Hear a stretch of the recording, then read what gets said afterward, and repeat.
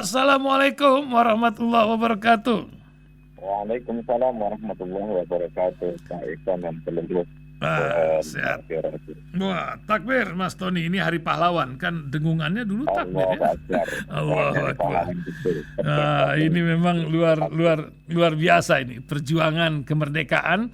Kata Bung Karno nanti itu lebih susah berjuang setelah merdeka nanti karena yang dihadapi itu bangsa sendiri, bukan begitu Mas Tony. Di hari-hari ini kita berjuang untuk menyatukan di tengah isu keterbelahan bangsa kita ini. Ya salam. Luar biasa Mas Tony. Apa ini yang bisa kita bincang pagi hari ini di Hari Pahlawan? Apa yang Mas Tony kenang dari sebuah perjalanan bangsa ini dan perjuangan terhadap kemerdekaan dan pahlawan? Apa yang menyebabkan mereka disebut pahlawan? Banyak pula loh orang berjuang tapi mereka bahkan salah tempat dalam perjuangan ini. Ya. Gimana Mas Tony? Silakan. Ya, Pak Iksan dan seluruh pendengar hasil yang berjuang itu jutaan, ribuan, puluhan, ratusan ribu, mungkin jutaan. Sehingga Indonesia ini menjadi negara yang merdeka. Tetapi yang dikenal hanya beberapa orang. Ini sunatullah. Yang kemudian yang dikenal itu ada yang mendapatkan gelar pahlawan, ada yang belum berproses. Karena itu setiap presiden selalu menganugerai pahlawan. Padahal pada saat Presiden SBY, ya, Ahmad Sanusi dulu juga sudah berjuang gitu loh. Terus kemudian pada saat Ibu Mega, dulu Ahmad Sanusi juga berjuang. Tapi kenapa nasibnya memang diberikan gelar pahlawan pada saat Presiden Jokowi. Di sini mesti memang ada transparansi terhadap ukuran-ukuran yang tegas.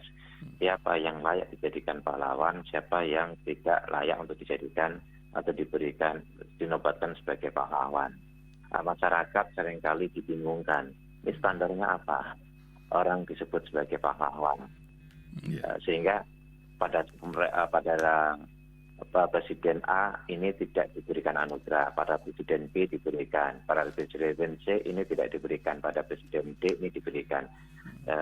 Itu satu hal. Tapi memang di sisi lain, kalau semua sudah dijadikan sebagai pahlawan masa lalu, nanti presiden yang belakang nggak punya kesempatan untuk mempahlawankan orang, gitu. Ini jadi kehabisan pahlawan. Untuk menutup terkait dengan kepahlawanan, saya teringat dengan surat Al-Kahfi, cerita tentang Khidir dan Nabi Musa. Ada satu orang yang masih anak-anak belia dibunuh oleh Nabi Khidir, kemudian Nabi Musa memprotesnya. Alasannya karena ini orang tuanya adalah orang-orang soleh yang khawatir ketika anak ini besar, pada akhirnya merusak kesalehan kedua orang tuanya. Kemudian ada peristiwa lagi di mana ada sebuah rumah kampung, masyarakatnya kapitalistik, hitung-hitungan, pelit, gitu kan. Terus ada satu rumah yang temboknya mau rubuh, lalu Khidir deketi, dibenerin tembok itu. Kenapa dibenerin? Karena alasan Khidir bahwa kedua orang tua dua anak ini itu sesungguhnya telah mewariskan kanjun, yaitu harta peninggalan, ya, harta berharga untuk kedua orang ini. Kalau temboknya rubuh, maka kedua anak soleh ini tidak akan bisa menggali dan menikmati terhadap harta peninggalan atau warisan berharga dari kedua orang tuanya. Apa maknanya? Kalau cerita di dalam kitab suci itu adalah cerita, khususnya Al-Quran, itu adalah hukum sejarah. Kebetulan saya mempelajari cukup lama terkait dengan hukum dan keniscayaan historis.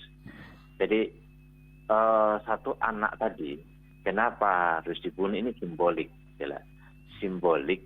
Ya, kita bisa pahami pesannya, pesan moralnya, bahwa betapa segelintir orang itu merusak terhadap warisan panding-pandernya, nenek moyangnya, warisan sesuatu yang soleh, sesuatu yang baik dalam konteks Indonesia mungkin dianggap sebagai cita-cita bangsa.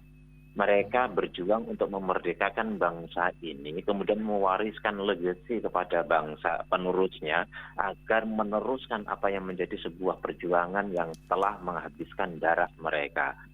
Tetapi ternyata generasi itu berkhianat. Jumlahnya segelintir orang, tapi punya kesempatan, punya ruang yang luas ya untuk merusak terhadap warisan yang dititipkan kepada bangsa ini. Di sisi lain, ada 2 kali lipat, kalau bahasa 2 orang berarti ada banyak orang, banyak anak yang sesungguhnya sanggup untuk mewarisi terhadap generasi, terhadap warisan, mewarisi terhadap pesan dan juga cita-cita founding fathers bangsa ini, founding fathers negara ini. Tetapi mereka tidak memiliki kesempatan karena warisan itu ditutupin oleh tembok atau rumah yang roboh. Tidak datang hadir untuk menyelamatkan cita-cita dan warisan yang harusnya diteruskan oleh generasi yang sesungguhnya yang memiliki potensi lebih besar. Artinya apa? Secara sederhana begini, begitu banyak generasi bangsa ini yang baik untuk meneruskan warisan dan cita-cita yang sudah diimpikan oleh founding fathers, tetapi mereka nggak punya kesempatan. Di sisi lain ada segelintir orang yang merusak bangsa ini, ya, yang merusak pesan warisan itu, yang pada akhirnya negara dan bangsa menjadi rusak-rusakan. Maka hadir untuk memotong generasi dan memberikan orang-orang yang punya integritas dan kompetensi untuk membuat bangsa ini sesuai dengan cita-cita kemerdekaan yang ditanamkan oleh founding fathers. Inilah yang sesungguhnya kepahlawanan. Kepahlawanan adalah sebuah legacy, sebuah cita-cita bangsa yang diwariskan kepada generasi selanjutnya. Jiwa kepahlawanan itu mesti senantiasa hadir pada setiap negara, ya, pada setiap bangsa, khususnya Indonesia. Jiwa kepahlawanan itu mesti hadir kepada setiap anak bangsa yang diberikan amanah untuk mengelola negeri ini. Ya, apakah itu presiden, apakah itu menteri, semua yang diberikan peran, diberikan posisi untuk mengambil peran terhadap tata kelola bangsa ini, mestinya mereka memiliki jiwa kepahlawanan. Mereka mestinya mewarisi terhadap semangat kepahlawanan founding fathers yang pada saat itu ingin menjadikan Indonesia ini merdeka. Ini loh, aku sudah keluar kerja keras, keluar keringat, berdarah-darah, dan sebagian meninggal dunia karena untuk mewariskan sebuah cita-cita bangsa. Pada akhirnya Indonesia merdeka, silakan isi kemerdekaan sebagaimana spirit yang ada di dalam diri kami, sebagaimana cita-cita yang telah kami impikan. Kira-kira seperti itu. Tetapi fakta sosialnya, fakta politiknya, ya, ternyata memang hanya sedikit orang yang memiliki ruang, yang diberikan kesempatan, yang justru tidak memiliki integritas, tidak memiliki kompetensi, yang pada akhirnya bangsa dan negara itu makin jauh jaraknya dari cita-cita founding fathers. Sementara begitu banyak orang yang memiliki integritas, memiliki capability, memiliki kompetensi, tetapi tidak mendapatkan kesempatan untuk mencalonkan diri jadi gubernur, untuk mencalonkan diri jadi anggota DPR, untuk mencalonkan diri jadi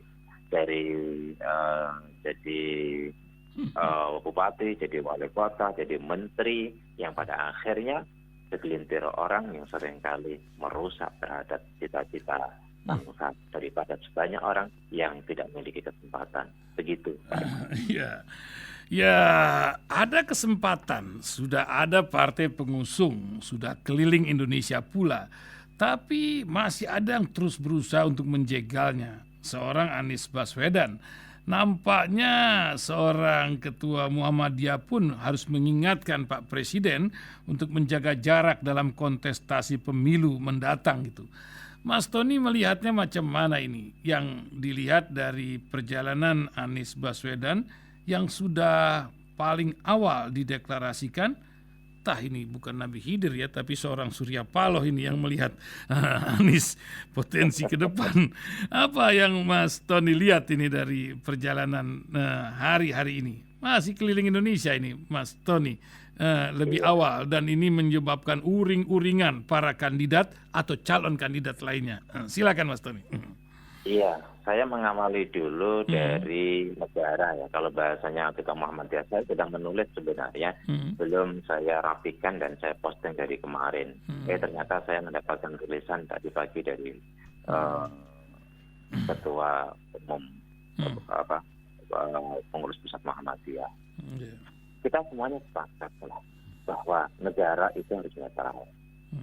Kenapa? Kalau negara tidak netral, negara tidak berdiri di atas semua pihak. Jika negara tidak bersikap membangun kesetaraan, membangun dan bersikap memperlakukan semua orang setara, ini bahaya. Bahayanya apa, gitu kan? Kata Ketua Umum Muhammadiyah, ya, Pengurus Pusat Muhammadiyah, itu legasinya akan luntur, kewibawaannya akan menurun. Tapi saya ingin lebih jauh lagi mengelaborasi soal ini. Ketika negara itu tidak netral, gitu ya, maka ini akan menjadi sebuah sumber konflik, sebuah sumber kegaduhan, sebuah sumber kebelahan. Coba kita bayangkan, misal, semoga ini tidak terjadi. Misal, pada saat Pilpres 2024 nanti, ya.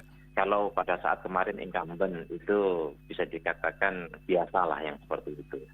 Tapi ketika tidak menjadi incumbent, sudah tidak ini, misal ya, kemudian bersikap tidak netral. Kalau ini kan akhirnya terbelah. Gitu, terbelah. Kalau seandainya orang yang dicalonkan atau didukung, calon yang didukung oleh presiden itu menang, gitu kan, mereka yang kalah tentu tidak akan terima para pendukungnya. Kenapa? Karena negara dianggap hadir dengan sikap yang tidak netral.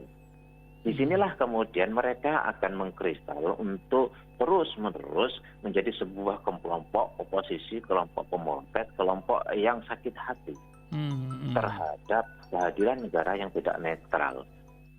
Dan ini bahaya. Kehadiran negara yang tidak netral itu akan menggunakan akses-aksesnya untuk melakukan segala sesuatu yang sesungguhnya tidak diperbolehkan. Ya, menggunakan alat kekuasaan, alat negara untuk melakukan segala sesuatu yang yang seharusnya melayani publik secara setara, publik secara adil. Akhirnya karena dukungan terhadap pihak-pihak tertentu, menggunakan ini untuk memberikan dukungan kepada pihak-pihak dengan alat negara, dan ini bahaya. Ketika ternyata calonnya menang, pendukung calon yang kalah itu akan tidak terima. Kalau pendukung calon yang kalah itu kuat, ini akan menjadi bumerang jauh lebih besar. Ini yang kemudian keterbelahan itu akan panjang, akan tidak terobati. Mau bernarasi apapun calon yang menang itu tidak akan bisa diterima oleh para pendukung calon yang kalah. Kenapa? Karena kemenangannya dianggap tidak legitimate, tidak sah. Ada peran alat negara di situ, ada ketidakadilan di situ. Dalam bahasa yang lebih vulgar dianggap ada kecurangan di situ. Dan ini berbahaya. Saya yakin seyakin-yakinnya kalau negara hadir membangun sebuah peran yang tidak seimbang, tidak netral, tidak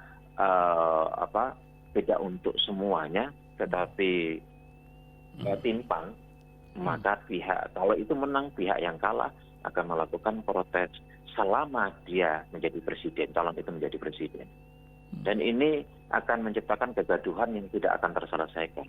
Sebaliknya, kalau kemudian calon itu kalah, gitu kan, maka calon yang menang merasakan sakit hati. Sabar-sabarnya orang ketika dia diperlakukan ekstrim, ya, maka ini akan mendorong, ini akan memicu, ini akan menggoda calon yang jadi, yang lawannya tadi yang jadi, ini akan menghabisi calon yang tidak jadi atau pihak-pihak yang berupaya untuk melakukan penjagalan terhadap dirinya.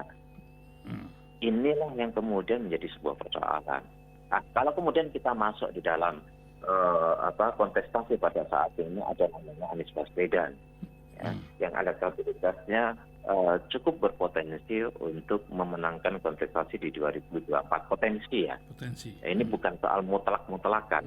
Hasil survei, kemudian kalau kita analisis terhadap potensi yang Anies miliki, potensi yang dukungan yang di dukungan terhadap Anies, kemudian kita lihat lawan-lawannya, ya, dengan semua variabel yang dimilikinya, Anies memang punya potensi cukup besar untuk memenangkan kontestasi. Tetapi memang ada kesan di publik, ada pihak-pihak yang berupaya untuk melakukan penjagalan terhadap Anies, dan penjagalan itu melalui hukum, kemudian nampaknya sudah lewat, kemudian melalui parpol agar Anies tidak mendapatkan tiket, gitu kan. Kalau ini lewat juga, ya, yang jelas sembari itu tuh terjadi, Anies ini memang menghadapi black campaign yang luar biasa. Anies adalah sederhana aja lah. Anies pemimpin gubernur yang tidak bisa kerja, sementara berderet prestasi. Nah, hanya pada saat Anies lah BPK memberikan WTP, ya, prestasi keuangan yang 5 kali berturut-turut yang tidak pernah terjadi pada era sebelumnya. Kalau kemudian ada orang bilang Anies tidak berprestasi, saya pikir ini kontra terhadap fakta yang ada. Belum lagi memang penghargaan pergerakan, bahkan dari sejumlah kementerian memberikan katakanlah kalau dari luar rekayasa, kalau dari swasta rekayasa, katakanlah seandainya tuduhan itu muncul, ya, dan memang tuduhan itu sudah muncul. Tapi masa sih dari kementerian itu rekayasa, padahal kita tahu Anies bukan bagian dari kekuasaan pada saat ini. Misalnya ada seringkali ketegangan yang sebenarnya itu tidak perlu terjadi. Ya, kedua belah pihak harus merapatkan diri, harus senantiasa berkomunikasi, harus berdialog lebih intens lagi, supaya publik tidak mensalahpahami seolah-olah dua belah pihak ini ada masalah. Gitu. Jadi Pak Ihsan, ya, menurut saya memang Anies ini salah satu di antara kandidat yang memang memiliki potensi, ya, ini adalah anugerah Tuhan yang diberikan kepada bangsa ini. Bukan hanya Anies, banyak yang diberikan anugerah, bangsa ini diberikan anugerah melalui banyak orang. Salah satunya adalah Anies. Tetapi memang hari-hari ini yang dialami Anies sesuatu yang cukup berat.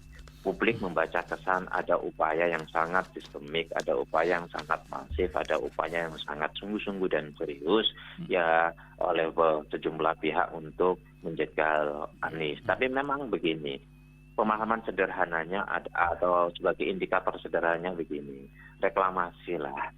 Ya, reklamasi ada 17 pulau reklamasi, itu ada 5.152 hektar, kira-kira 5.152.000 meter lah gitu.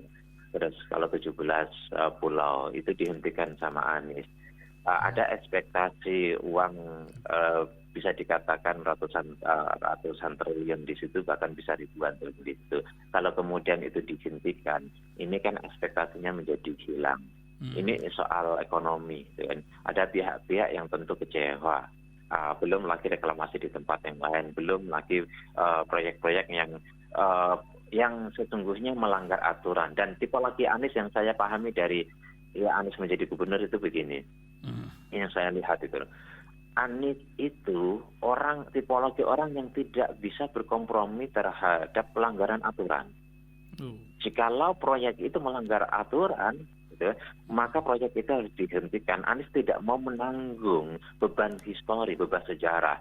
Sebuah sejarah itu nanti akan menulis bahwa dia adalah seorang pemimpin yang melegalkan sesuatu yang tidak legal, yang mendiamkan sesuatu yang tidak legal. Itu saya baca dari beberapa narasinya, dari beberapa keputusan dan kebijakannya. Anies ini cukup ketat terhadap prinsip ini. Dia tidak akan pernah membiarkan di bawah kepemimpinannya sesuatu berjalan yang ilegal, sementara dia adalah seorang pemimpin. maka dia tidak akan membiarkan itu. Inilah yang kemudian dianggap oleh sejumlah pihak ngeri-ngeri sedap. Ya, dugaan banyak pihak, banyak dugaan publik. Inilah yang membuat sejumlah pihak itu ketakutan, sehingga berupaya untuk melakukan penjagalan terhadap Anies. Ini bukan soal menang kalah, ini bukan soal pemimpinnya siapa. Ini adalah proyek mercusuar, ini adalah proyek besar, ini adalah proyek ribuan triliun yang bisa gagal ketika Anies jadi presiden. Maka ada nampaknya pihak-pihak yang ngotot begitu ngototnya untuk Anies tidak jadi presiden, karena bukan hanya soal orang dan soal siapa, tapi ini adalah soal proyek besar, ini adalah soal ribuan triliun yang bisa melayang ketika Anies jadi presiden. Dan Anies memang orang yang tidak bisa negosiabel ketika itu melanggar aturan. Dan yang kedua adalah Anies tidak akan membatalkan sebuah proyek atau sebuah kebijakan dari pemimpin yang lama ketika itu legal, ketika itu sesuai dengan aturan. Sebab apa? Saya teringat berulang kali Anies mengatakan kalau setiap pemimpin itu membatalkan terhadap kebijakan pemimpin sebelumnya, rusaklah negeri ini. Kalau setiap pemimpin hadir untuk mendelegitimasi terhadap pemimpin sebelumnya, rusaklah negeri ini. Maka satu-satunya jalan adalah ketika itu benar sesuai dengan prosedur hukum yang ada, sesuai dengan aturan, maka pemimpin setelahnya wajib hukumnya memberikan dukungan dan melanjutkan apa yang sudah dirintis dan diambil kebijakan oleh pemimpin sebelumnya. Ya, kita lihat Anies tidak pernah mempersoalkan pemimpin sebelumnya dalam konteks gubernur. Ya, ketika misalnya jadi menteri kemarin sebelumnya jadi menteri Mendikbud, itu juga tidak mendelegitimasi, melanjutkan apa yang sudah ada asal sesuai dengan aturan yang ada. Inilah yang dilakukan oleh Anies, bahwa melanjutkan apa yang sudah dilakukan atau diambil keputusan dan kebijakan oleh pemimpin sebelumnya selama itu tidak melanggar aturan. Dan Anies berani berhadapan dengan publik ya untuk mempertahankan itu.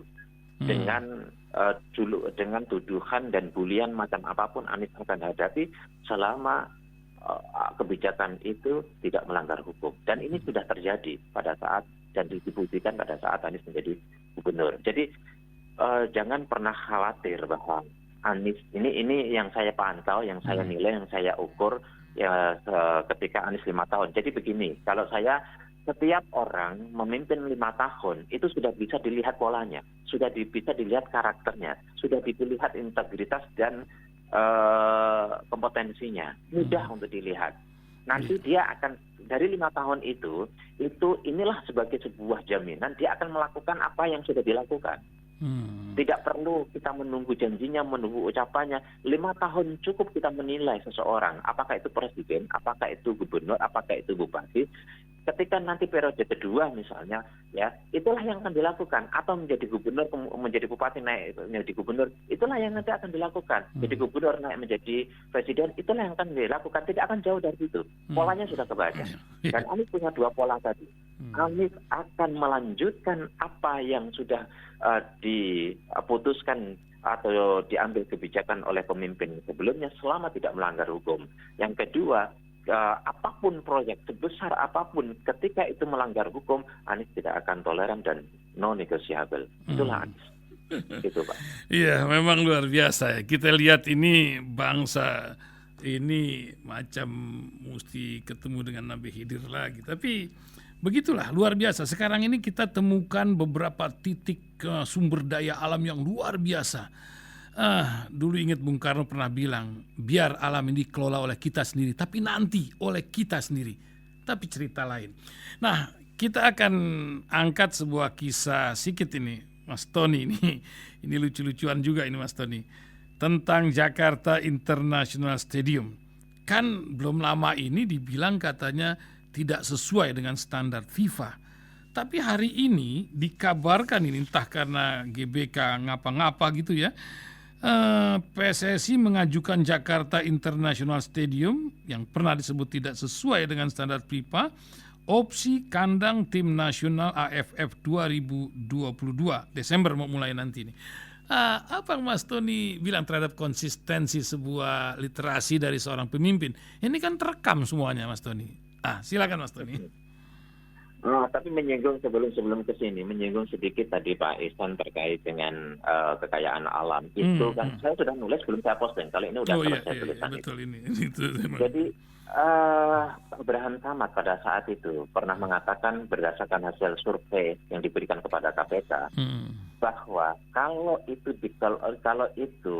mafia atau korupsi dihilangkan dari sumber daya alam, dari tambang saja, itu hutang negara semuanya lunas dan masing-masing rakyat Jakarta itu mendapatkan per bulan itu 20 juta. Coba bisa kita bayangkan.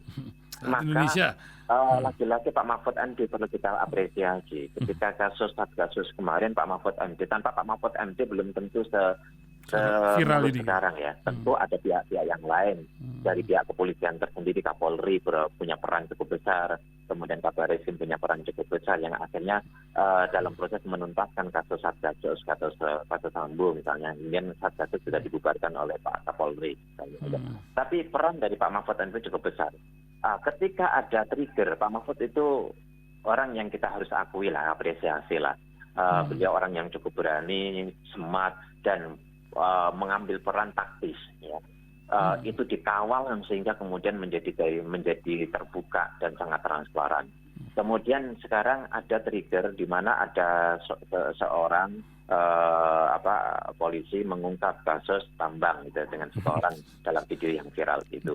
Kemudian Pak Mahfud mengambil ini menjadi sebuah clue dan menggandeng KPK untuk lebih serius menangani itu, dan kemudian Kapolri membentuk tim untuk melakukan itu juga. Artinya Pak Mahfud punya peran untuk mendorong sesuatu supaya menjadi selesai. Ini tambang saja gitu kan.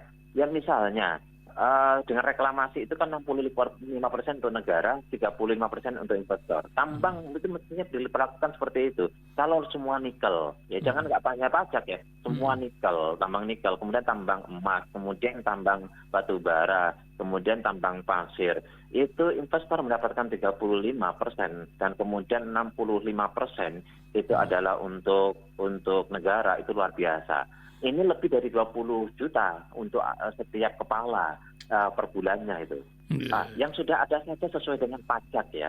Mereka tidak ada mafia pajak, kemudian semua membayar pajak ya, tambang itu, dan tambang-tambang ilegal itu dihabisi, tidak ada setoran-setoran kepada backing-backingan itu. Ini aja 20 juta. Menurut saya ya, ini Pak Mahfud sudah mencoba untuk memulai ya. Saya yakin Pak Mahfud ini orang yang cukup berani dan untuk mengawal. Kita berharap ini akan terus dikawal dan Pak Jokowi sebagai presiden mensupport apa yang dilakukan oleh Pak Mahfud. Ini akan menjadi sebuah legasi Pak Jokowi yang luar biasa. KPK kemudian bekerja secara serius, ya. Kemudian Kapolri bekerja secara serius. Kalau Kapolri, KPK, terus kemudian Pak Jokowi mengepus semua kementerian yang berkaitan dengan ini, baik Kementerian Kehutanan, Kementerian ESDM, Kementerian BUMN, ini didorong, ini selesai semua hutan kalau cuma 8.000 triliun itu. Ya, kemudian resesi kita bisa hadapi, ya kan? Indonesia itu termasuk agak kuat ini. Meskipun sekuat-kuatnya sekarang PHK besar-besaran di Jawa Tengah, kabarnya menurut berita 20.000. Ke depan akan besar. Sri Mulyani menjadi panik karena hitung-hitungannya jelas. Resesi global otomatis Indonesia itu terkena. Nggak boleh terlalu pede juga terkena, dan ada kegalauan juga dari Pak Luhut, ada kegalauan juga dari Sri Mulyani, dan kemudian menghimbau kepada rakyat Indonesia untuk mewaspadai, untuk antisipasi semua ini. Menurut saya sekarang kita harus kompak bersama-sama menghadapi kondisi resesi global yang akan berimbas kepada Indonesia. Itu sebagai sebuah, karena itu tadi disinggung. Kembali kepada soal JIS, Jakarta International Stadium, jelas. Ya, alasan kenapa ke situ karena menurut pimpinannya ya, ketua ya, Mas Iwan Bule itu GBK harus steril karena persiapan untuk Piala Dunia U20 ya, U20 di 2023 itu kan masih lama gitu. Publik kan membacanya itu masih lama, Bung, gitu kan. Jadi kalau pakai alasan itu, ya publik nggak mudah untuk bisa memahaminya. Kira-kira gitulah. Nggak bisa untuk bisa memahaminya, gitu kan. Kan biasa dipakai ini, bisa lagi dipakai lanjut. Ya. Nggak ada masalah, nggak ada soal, apakah kemudian kalau perlu waktu berbulan-bulan untuk mempersiapkan, untuk mensterilkan itu, ya namanya lapangan itu nggak ada sterilitan, gitu kan. Karena menurut saya ada alasan yang cukup kuat, meskipun kemarin ya, itu nggak memenuhi standar FIFA, gitu kan. Ya kalau tidak memenuhi standar FIFA, kenapa sekarang dipakai, gitu kan. Ini saya ingin menjelaskan dulu ini kan di Desember sampai Januari. Kita kan semua tahu Desember sampai Januari itu musim hujan. Setiap hari sekarang hujan. Yang bisa ditutup cuma jis, gitu kan. Ya, sekarang yang aman digunakan untuk musim hujan itu hanya JIS, Jakarta International Stadium. Nggak ada tempat yang lain yang lebih aman dan nyaman. Kecuali pakai pawang hujan, kata. Pawang hujan kalah kalau sudah musim hujan. Ini kan soalnya musim hujan, gitu loh. Nggak bisa dilawan oleh pawang hujan. Jadi nggak bisa dilawan oleh siapapun lah sebenarnya, bukan hanya pawang hujan. Jadi Pak Ihsan, saya ingin mengatakan bahwa lapangan atau stadium yang bisa dipakai untuk seluruh musim itu hanya JIS, gitu loh. Aman dan nyaman. Kalau hari ini musim hujan memakai tempat yang lain, GBK sekalipun nggak aman dan nggak akan nyaman. Lagi main misalnya dan hujannya itu sore dan malam. Seringkali lapangan itu dipakai dari sore dan malam. Itulah pas hujan. Misal ini lagi mau main, hujan duluan. Bagaimana keadaannya? Nggak menarik, dan kemudian pada akhirnya akan menjadi keluhan bersama, dan apapun hasilnya dianggap itu adalah ada faktor X, yaitu hukum alam yang bernama cuaca, hujan, yang pada akhirnya membuat pertandingan tidak maksimal, hasilnya pun tidak memuaskan semua pihak. Karena semua tim itu tidak akan bekerja dengan performan yang maksimal.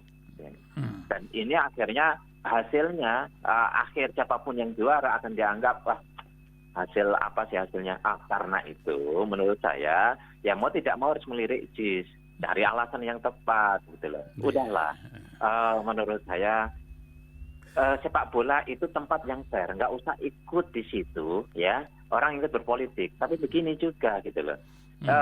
Sekarang itu semacam semuanya ingin cari muka. Semuanya lah, bukan dalam satu bidang sepak bola aja. Semuanya ingin cari muka, ingin mendapatkan bahwa aku itu di pihakmu loh. Aku ini berani mengambil keputusan di pihakmu supaya aman, selamat. Menurut saya, akhirnya banyak orang yang mengikuti jalur muka, apakah karena ketakutan dalam dirinya sendiri, gitu, atau memang pengen mendapatkan legitimasi. Ini menurut saya harus dihentikan. Kan? Jangan ikut-ikutan. Semua lembaga, semua institusi, ya, semua orang menurut saya tidak boleh ikut-ikutan dalam berpolitik. Yang berpolitik silakan, yang ikut konsultasi 2024 lah, silakanlah, gitu loh. Ya, saya pikir ya ketika negara ini netral, negara ini hadir dengan jiwa dengan semangat kesetaraan dan semangat keadilan, saya pikir tidak akan muncul orang-orang pihak-pihak di semua institusi yang akhirnya mencari muka, carmu kepada pimpinan, kepada penguasa, kepada orang-orang yang saat ini diberikan amanah oleh rakyat. Ini semua imbas menurut saya, ya. Diakui atau tidak diakui, ini adalah imbas persepsi publik yang menganggap bahwa negara tidak adil dengan kesetaraan dan sikap kesetaraan dan keadilannya. Ya, kita harus lihat sumbernya itu, sumber pokoknya itu di mana, gitu. Kalau sumber pokoknya itu terselesaikan, semua cabang-cabangnya, impas-impasnya itu tidak akan terjadi. Jadi itu saya pikir sepak bola itu bisa memberikan pesan kepada kita bahwa itu adalah permainan yang yang adil, permainan yang kompetisi yang sangat fair, gitu, fair play. Ya, oleh karena itu semua permainan dalam bidang politik harus juga fair play, bagaimana luar sepak biasa. bola. Gitu. Terima kasih Mas Tony. Inilah bangsa kita dan nampaknya kita harus bijak hidup di negeri yang bernama Indonesia ini. Kita tunggu tulisan-tulisan Mas Tony terus mencerahkan para pendengar dan hamba umat di RI 062 ini, Mas Tony. Mungkin itu hari ini, Mas Tony, ya kita cukupkan dan mudah-mudahan hari Rabu lagi besok. Maaf kemarin tidak bisa karena tim dari keluarga besar Rasil ini sedang sudah 2 tahun tidak pernah jalan-jalan, katanya ini baru jalan lagi nih, Mas Tony. Ya itu mengambil jamnya orang ini berarti. Iya, ini enggak jam Kamis ini harusnya Ustadz Samsi, tapi lama kita tak berhubungan dengan beliau. Ini kita macam-macam. Sebentar lagi mungkin 8.30 nanti dengan Bang Abdrahan Samad dari mantan KPK itu. Mudah-mudahan. Terima kasih Mas Tony. Assalamualaikum warahmatullahi wabarakatuh. Waalaikumsalam.